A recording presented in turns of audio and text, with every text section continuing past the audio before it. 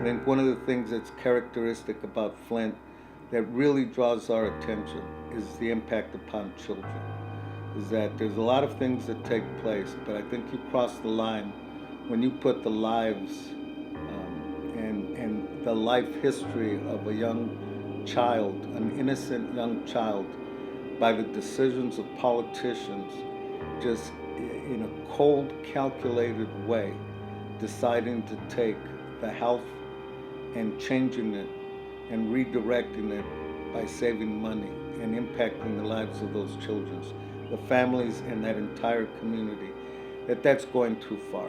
Look, the most striking thing is that these children are being poisoned not with chemicals, not with power lines, but they're poisoned with water.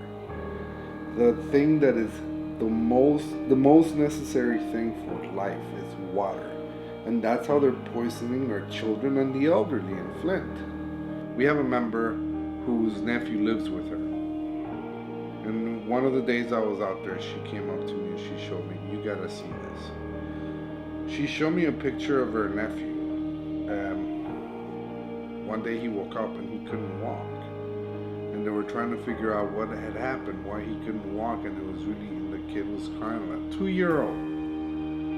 And when they started checking their legs, they see that his whole groin area was burnt. The skin was burnt off. So of course he couldn't walk, because every time he walked, it would rub, the skin, and it's just painful. No 2-year-old in the greatest country in the world should ever have to do that.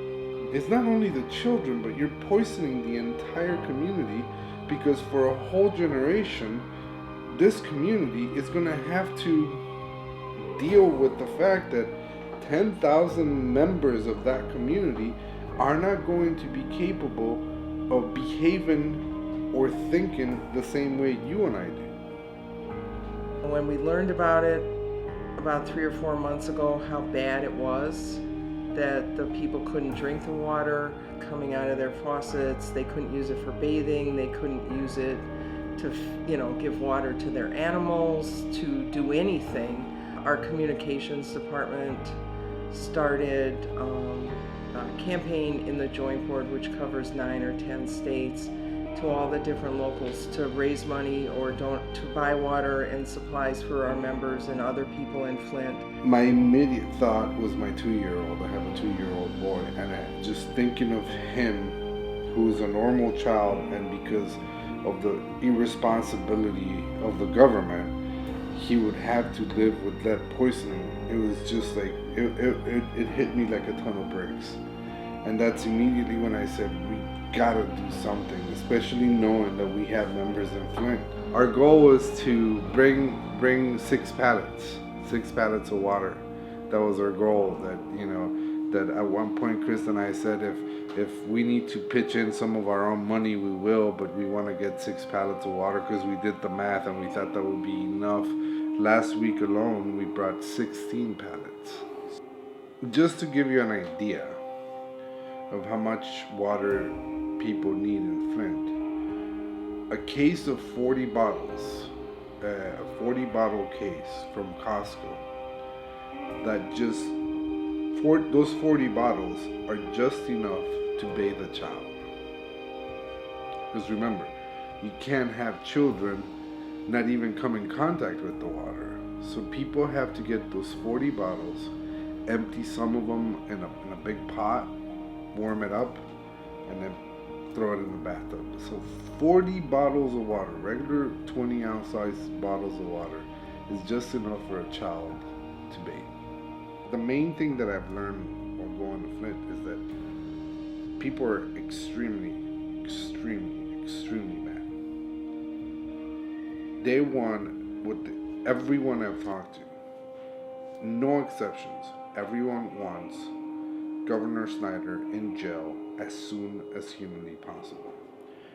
But what needs to be done, and what they do talk about, is the pipes need to be replaced.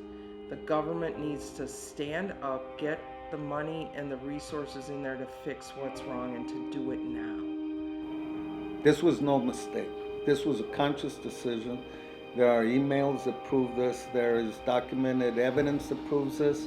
So just to call, for a recall petition is a pattern of politicians trying to protect themselves through protecting Snyder, because at some point in time they may also make the same kinds of decisions and don't want to be held accountable. We're all into this together, that the children of Flint are not just the children of Flint. They're the children of this country. They're the children of our joint board.